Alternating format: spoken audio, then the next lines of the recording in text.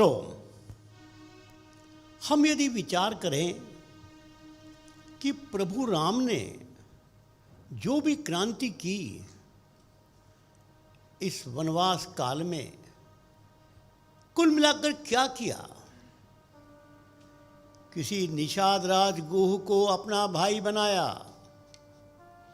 किसी केवट को अपना मित्र बनाया, शबरी को मां बनाया, जटायु को पिता बनाया, सुग्रीव का राजतिलक किया, हनुमान को गले लगाया। बस यही तो किया, बाकी तो काम इन सब ने किया।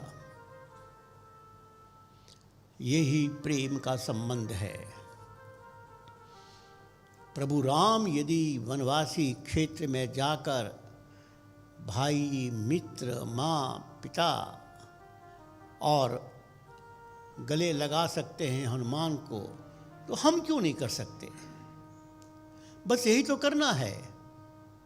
और इसके लिए कौन से बहुत बड़े शास्त्र की ज़रूरत है, कौन से बहुत बड़े विज्ञान की ज़रूरत है। जाओ प्रेम से, हर माँ को प्रेम करना आता है।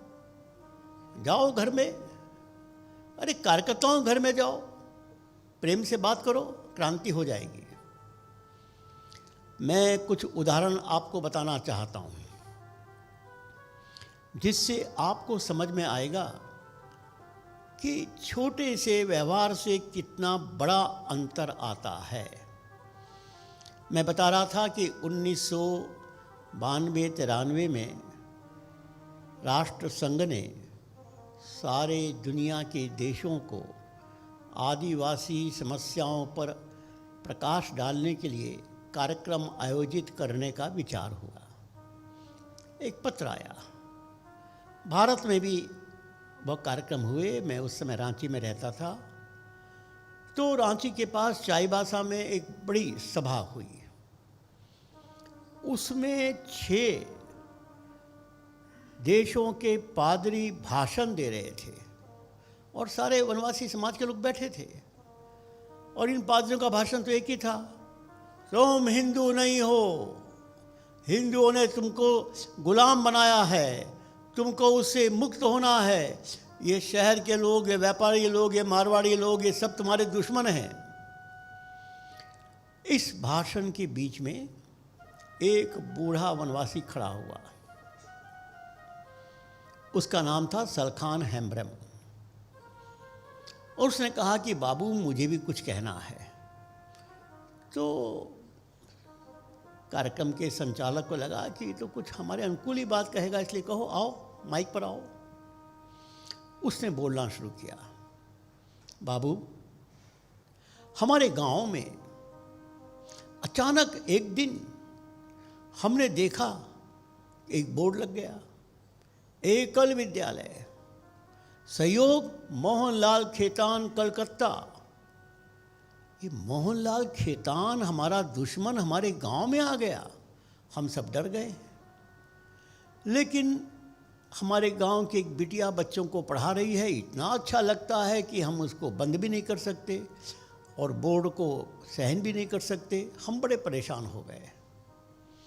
कुछ दिन के बाद एक दूसरा बोर्ड लग गया, आरोग्य योजना। अब मोतीलाल अग्रवाल बम्बई, ये अग्रवाल, ये खेतान, ये बम्बई, ये कलकत्ता हमारे दुश्मन हैं। लेकिन हमारे गांव की एक बिटिया सबको दवाई देने लग गई। बड़ा अच्छा लगा। हमको लगा कि हमारा गांव में 2 दुश्मन आ गए हैं और कुछ नुकसान ना हो।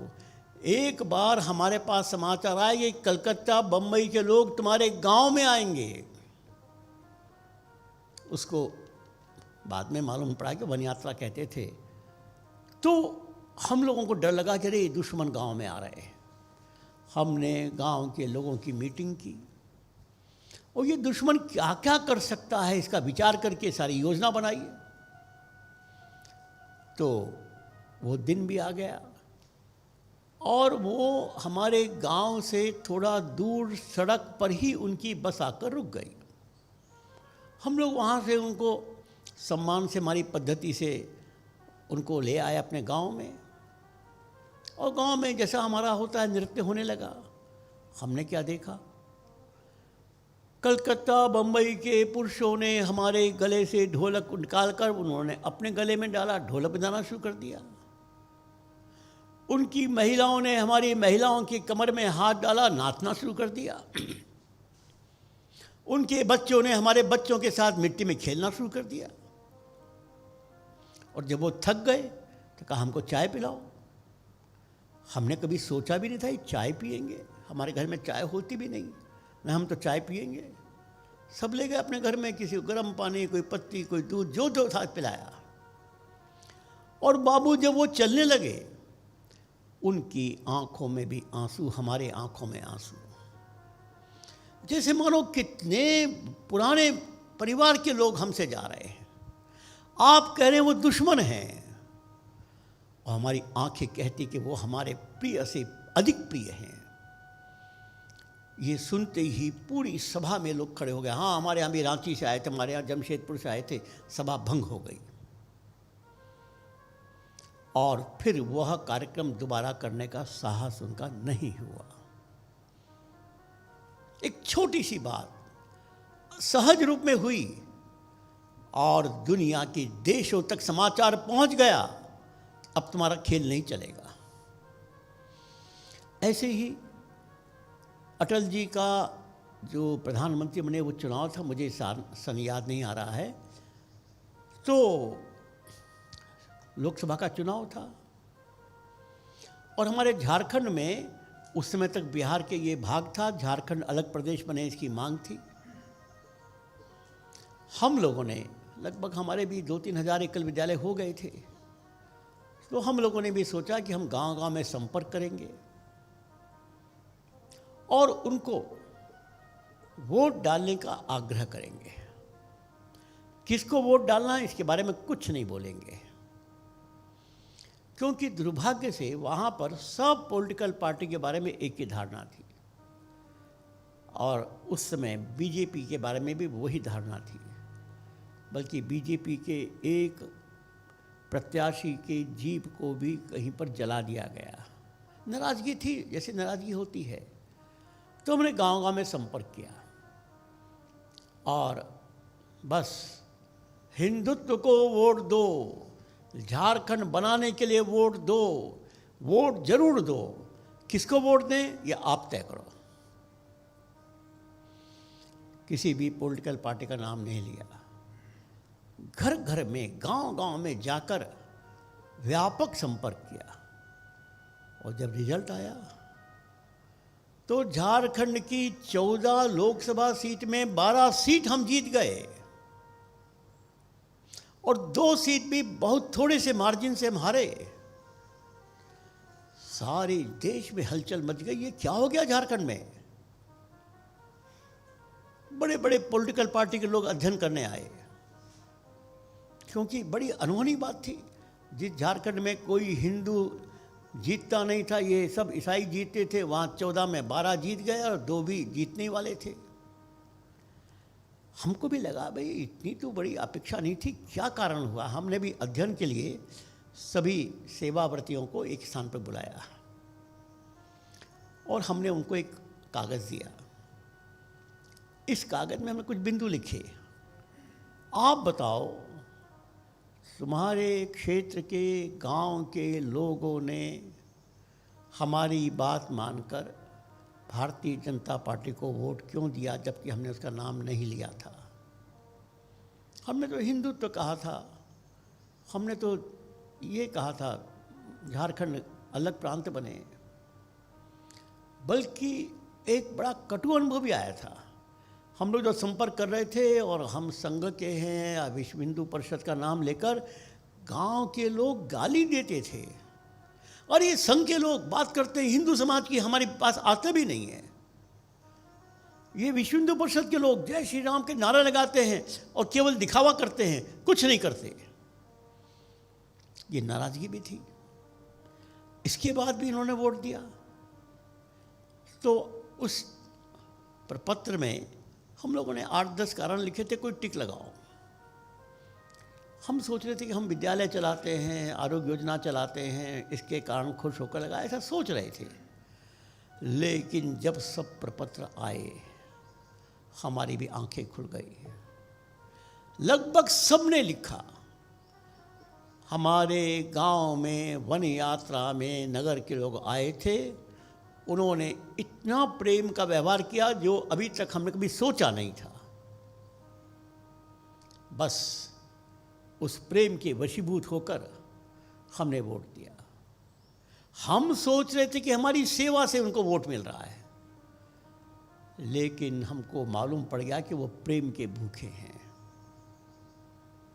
और प्रेम के कारण ही उन्होंने इतना बड़ा काम किया। एक और भी बात है, देखो, एक होती है तन की सेवा, एक होती है मन की सेवा। एक उदाहरण देता हूँ। एक व्यक्ति है, नौजवान, उसके छोटे भाई की मृत्यु हो गई है। अब छोटे भाई को पूरे परिवार के लोग प्यार करते थे, ये बड़ा भाई बहुत प्यार करता था, रोता रहा, बेहाल हो गया उसके शव के साथ बैठकर।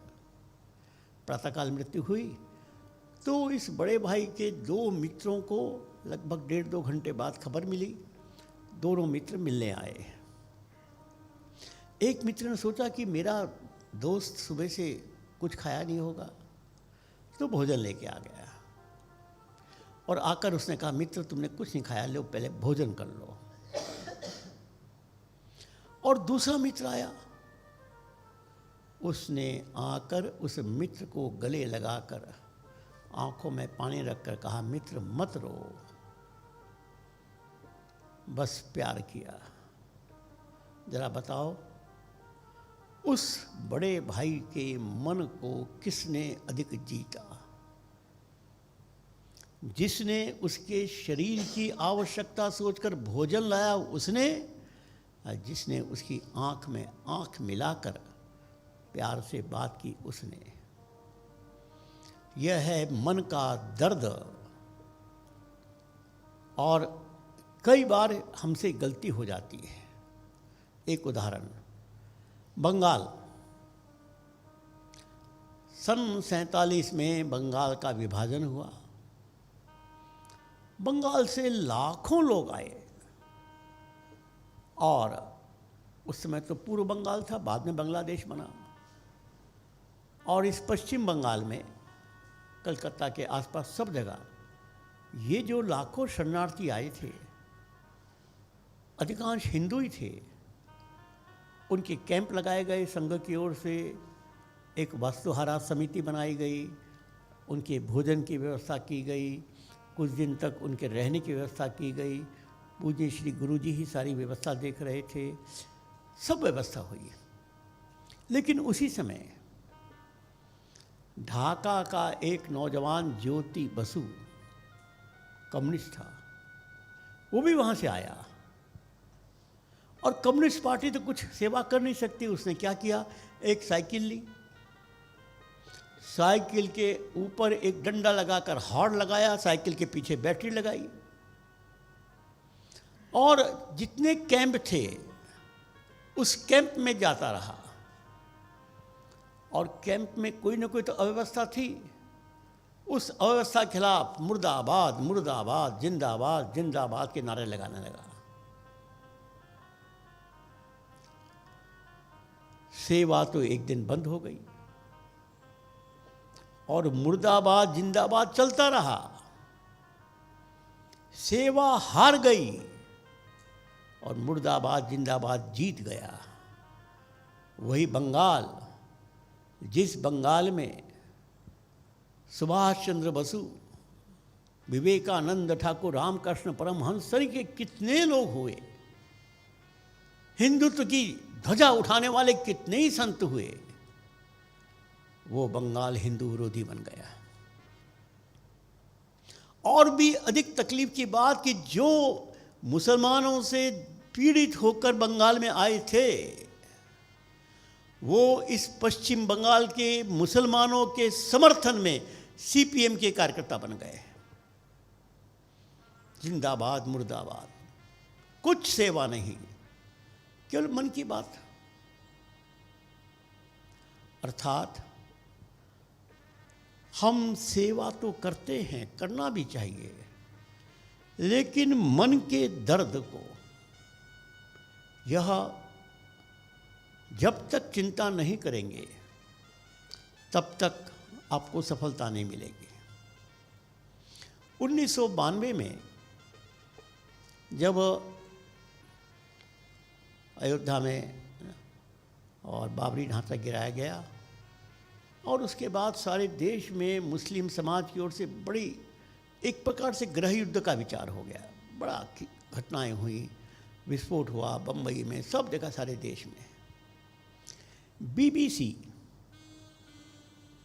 जो इंग्लैंड का मुख्य प्रसारण का रेडियो है, उसने एक समाचार फैला दिया कि भारत में गृह युद्ध शुरू हो गया। समाचार गलत था, कोई गृह युद्ध नहीं था। हाँ, कुछ स्थानों पर केसेस हुए। तो बीबीसी में एक हमारे भारतीय सज्जन काम करते थे, उनको लगा कि तो बहुत गलत है, भारत की इमेज खराब हो रही है। तो उन्होंने अपने अधिकारियों को कहा कि भाई एक काम कीजिए, आपने जो कहा है कि भारत में गृह युद्ध हो गया तो उसकी एक जीरो रिपोर्ट बनाई जाए, ग्राउंड रिपोर्ट। कोई जाए वहाँ पर उसकी रिपोर्ट बनाकर वो गृह युद्ध को सिद्ध करे। उनके अधिकारियों ने मान लिया और चूंकि ये भारतीय था, इसको ही भेज दिया कि जाओ तुम ग्राउंड रिपोर्ट बनाओ। वो दिल्ली आया और दिल्ली आते ही उसने राष्ट्रीय स्वयंसेवक संघ के सर्वोच्च अधिकारी माने रज्जू भैया, उनका इंटरव्यू लिया।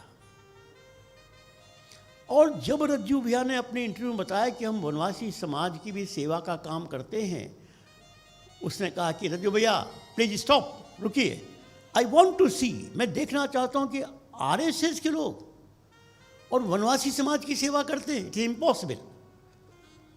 रज्जू भैया ने, तुम देखना चाहते, देखो, बताइए मैं कहाँ जा सकता हूँ। रज्जू भैया ने मेरा टेलीफोन नंबर दे दिया। उनका फ़ोन आया कि मैं ऐसे ऐसे आया हूँ, रज्जू भैया ने मुझे बताया मैं इस फ्लाइट से आना चाहता हूँ और आपका देखना चाहता हूँ कि आप लोग क्या कर रहे हैं। मैंने कहा मैं इस समय रांची से बाहर हूँ, एक दिन के बाद आना, क्योंकि मैं रांची पहुँच जाता हूँ। ठीक है। वो एयरपोर्ट से रांची आया और एयरपोर्ट में आते ही, चूँकि एक दिन देर से आया था तो जल्दी जाना था, उसने कहा बस चलिए चलिए गाँव में। तो हम लोग तैयार थे, ले गए गांव में। हम जब गांव में ले जाते थे कि हमारा एकल विद्यालय है, ये हमारा चिकित्सा केंद्र है, ये हमारा ग्रामोत्थान केंद्र है, तो वो हमारे कार्यकर्ताओं को दूर ले जाकर कान में कुछ कहता था या कुछ पूछता था। हम बोला पूछने तो क्या है, हमारे पास कौन सी बात छुपाने वाली है। तो लगभग दिन भर हम लोग घूमे। शाम को उसने कहा कि श्याम जी, मैंने सुना है कि ये कन्वर्जन होता है, प्रलोभन से होता है, आप क्या मुझे ये थ्योरी दिखा सकते हैं। तो मेरे साथ जो कार्यकर्ता था, मैंने कहा भाई बताओ, इस रास्ते में कोई ऐसा घर है। उसने कहा वो सामने वाला घर है। हम रुके, उस घर को नॉक किया, घर में गए।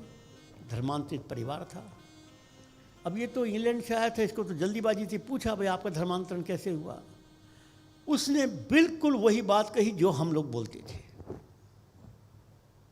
बात सिद्ध हो गई। हम लोग रांची आ गए।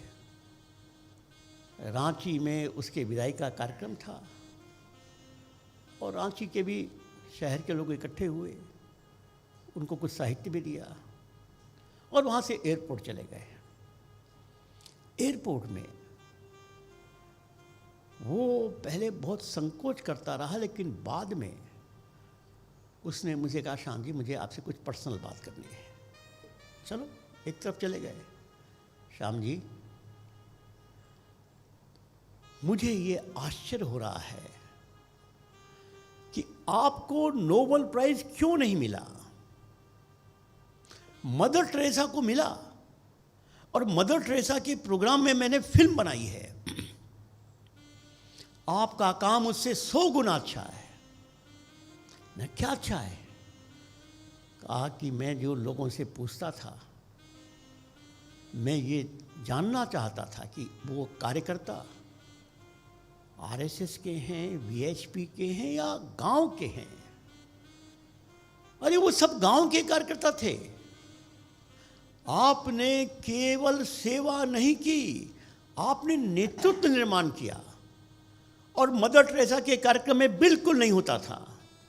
इससे बड़ी सेवा क्या हो सकती है। उसने अपनी जेब में जो पैसा था कि श्याम जी मेरे पास इससे अधिक नहीं है, मैं आपकी सहायता देना चाहता हूँ, लेकिन एक बात मैं कहना चाहता हूँ, आपका कम्युनिकेशन बहुत कमज़ोर है।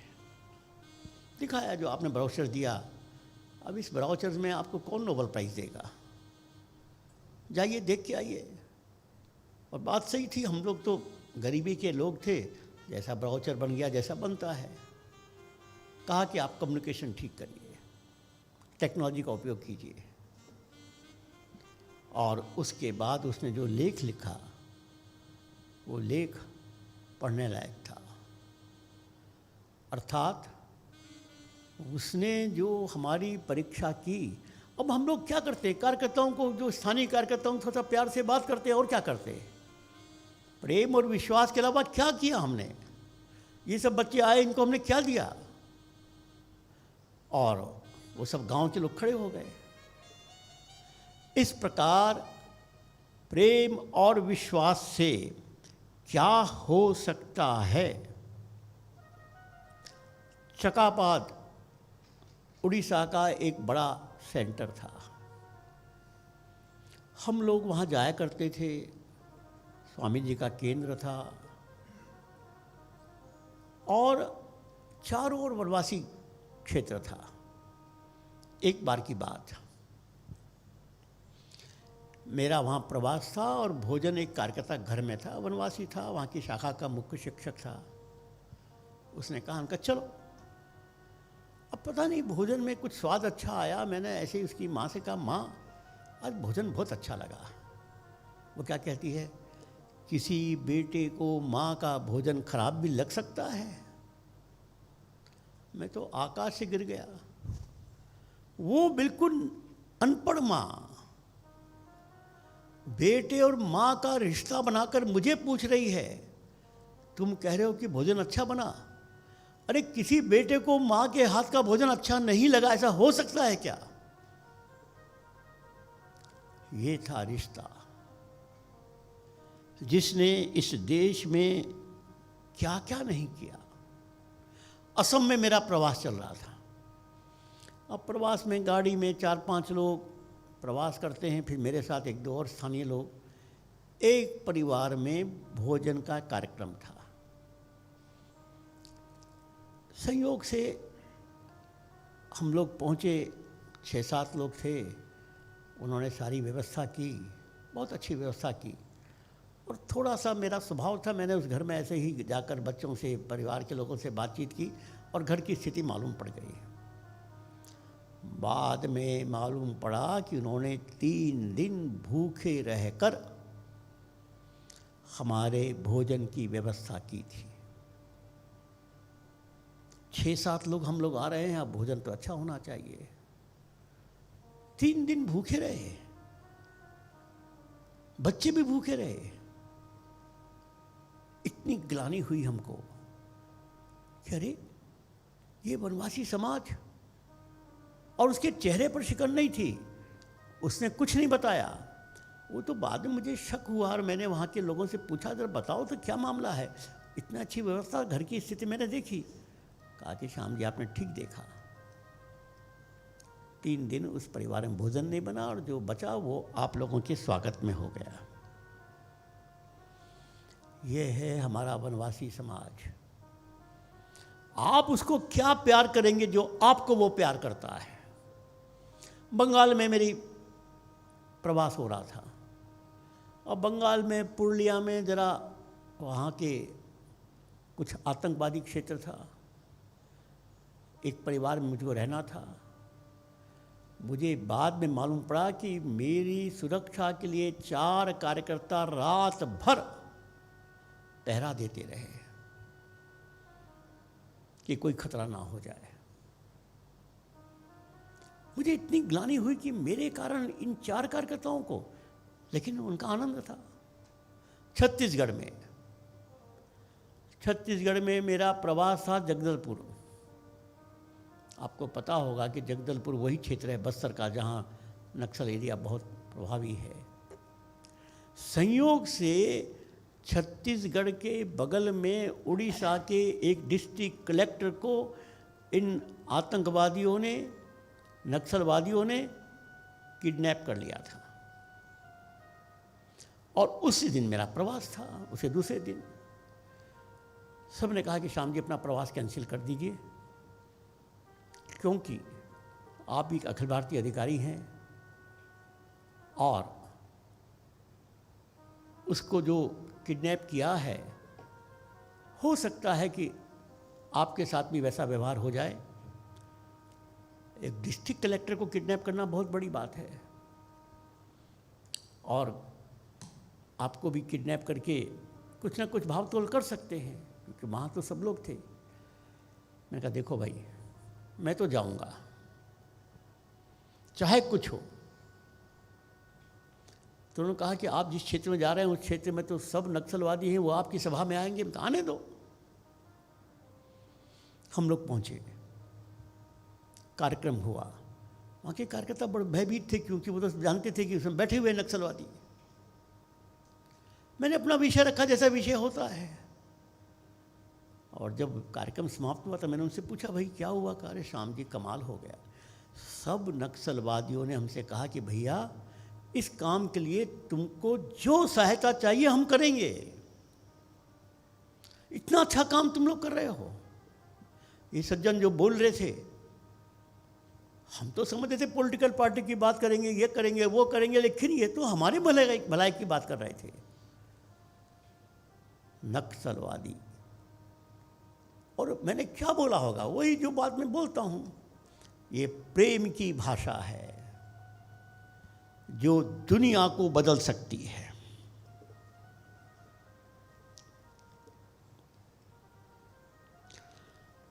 तमिलनाडु में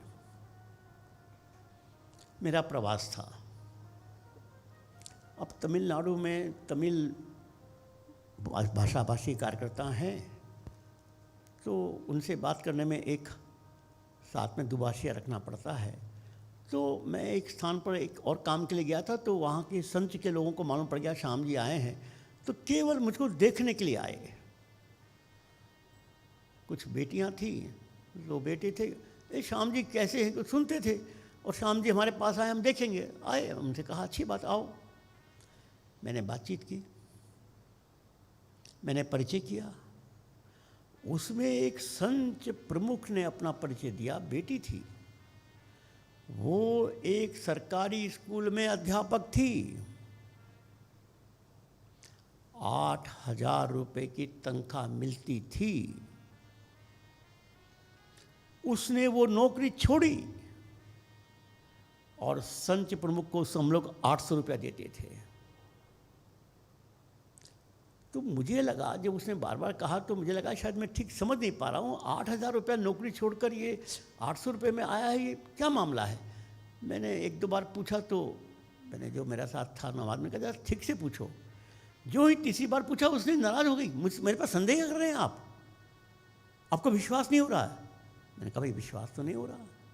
अरे तुम्हारी माँ है, तुमने बताया उसकी चिंता करनी है, 8,000 की नौकरी छोड़कर 800 रुपये की नौकरी करने के लिए तुम क्यों आई?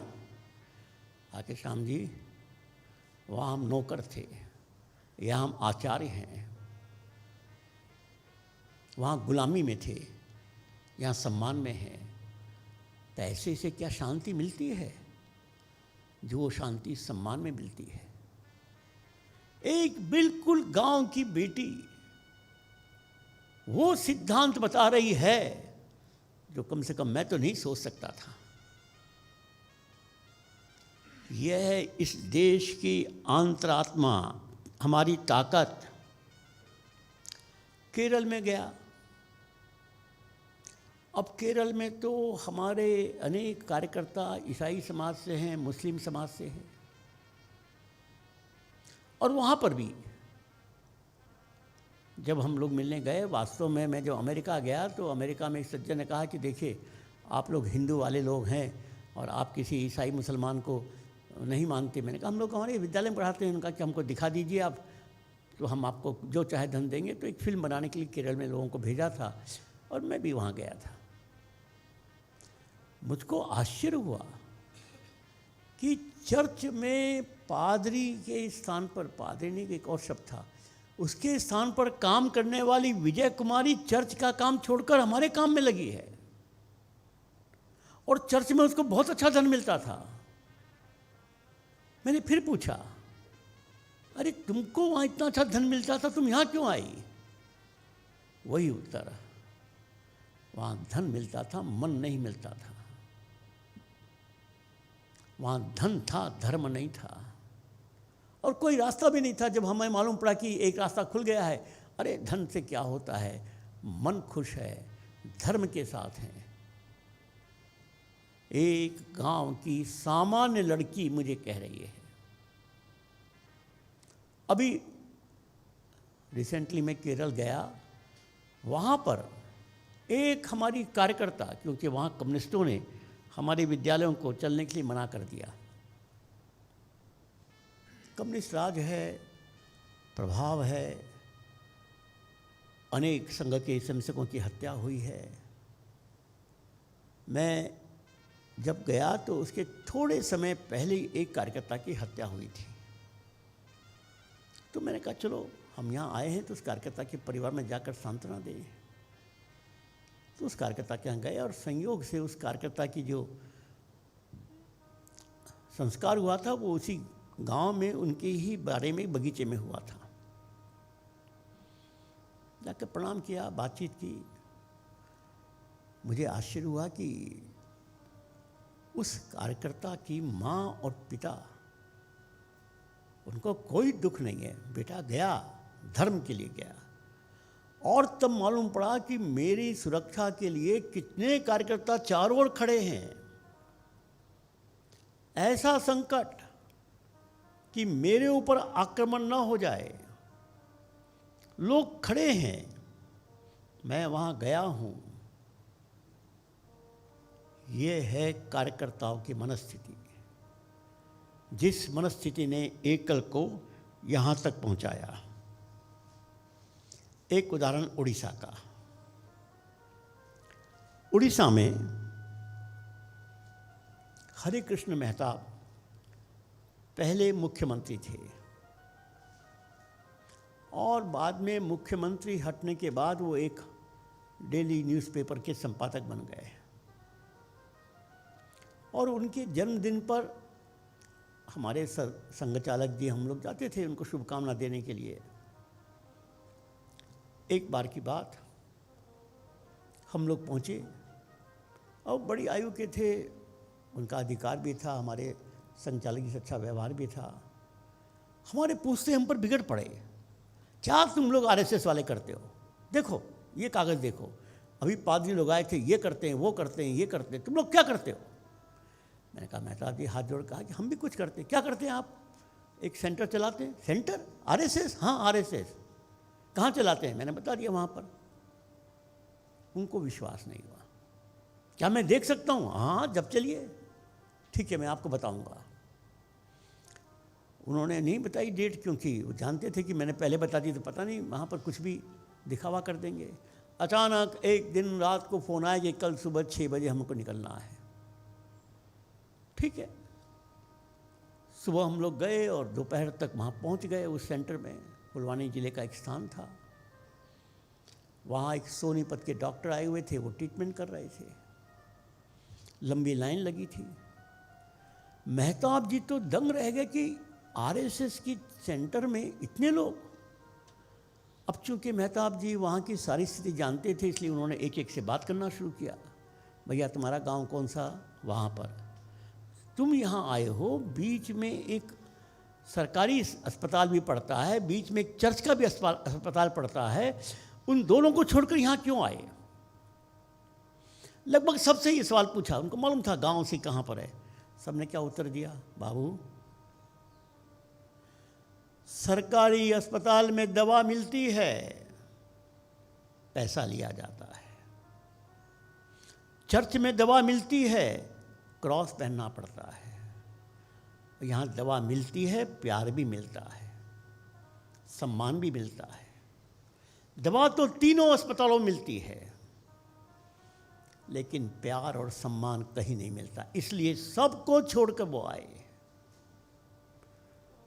डॉक्टर हरिकृष्ण मेहताब ने आने के बाद उनकी जो पत्रिका थी धरित्री, उसमें उन्होंने 3 सीरीज आर्टिकल निकाला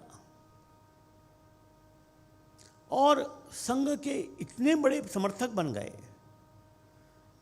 कि 1984 की बात है, हम लोगों ने कटक में एक बड़ा कार्यक्रम किया था। एक बड़ा सम्मेलन स्टेडियम में करने का सोचा था।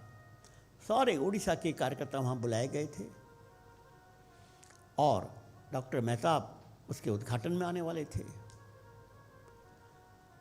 चर्च के लोगों ने हमारे कार्यक्रम को विफल करने के लिए स्पेशली कोरापुट, कलाहंडी, ये जो क्षेत्र है यहाँ पर, उन्होंने प्रचार कर दिया कि देखो ये आरएसएस के लोग तुमको ले जा रहे हैं, वहाँ बम चलेगा, तुमको मार देंगे।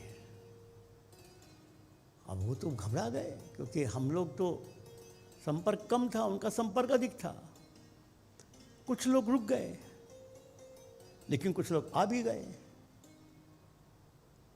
और संयोग की बात, पहले कार्यक्रम में उद्घाटन में वहाँ पर आतिशबाजी हुई, बम चले और ये वहाँ के लोग रोने लग गए कि देखो हमको कहा था कि बम चलेगा, मार देंगे, चल रहा है बम। यहाँ तक स्थिति होती है, लेकिन हम वहाँ जीत गए, क्योंकि हमारा व्यवहार बस उसने जिता दिया। मैं उड़ीसा में, अब वहाँ पर थोड़ा सा सह प्रांत प्रचारक के नाते काफ़ी घूमना होता था, संपर्क था। तो वहाँ के मुख्य एक पत्र है समाज, उसके संपादक राधानाथ रथ का नाम है उनका, बहुत प्रसिद्ध व्यक्ति थे, उनसे मिलने गया। और ऐसे ही मैंने कहा कि मैं अपने बातें बताई, और जब उनको बताया कि वनवासी समाज में धर्मांतरण होता है, ऐसा करते हैं वैसा करते हैं, कहा श्याम जी आप कहाँ गप मार रहे हैं। मैंने कहा बात चलिए, मैं चल तो सकते नहीं, वृद्ध अवस्था थी। मैं कहा एक काम करता हूँ, मैं वहाँ की महिलाओं को ले आता हूँ, आप उनसे बात कर लीजिए। डन। वहाँ से कुछ महिलाएं आई, उन्होंने पूछा, सब बात सही है। उनका एक रिपोर्टर भी बैठा था, तो रिपोर्ट बनाई और अखबार का मालिक बात कर रहा है, उसकी रिपोर्ट बन रही है, वो रिपोर्ट छपने के लिए प्रेस में गई है। हम सब ने ये देखकर निश्चिंत हुआ कि कल न्यूज़ आ जाएगी।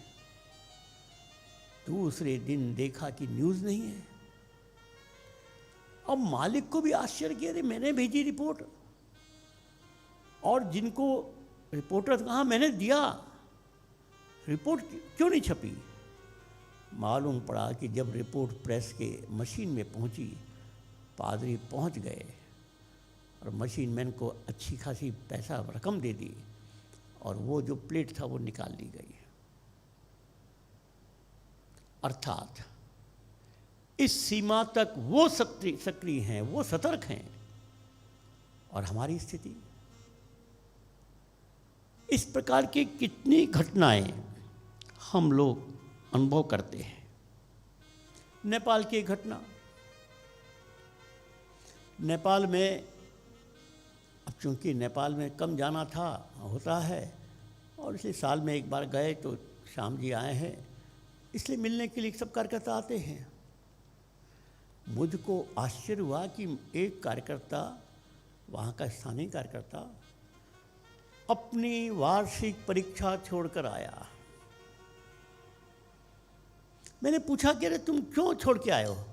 श्याम जी वार्षिक परीक्षा तो अगले साल भी हो जाएगी, आप तो नहीं मिलेंगे।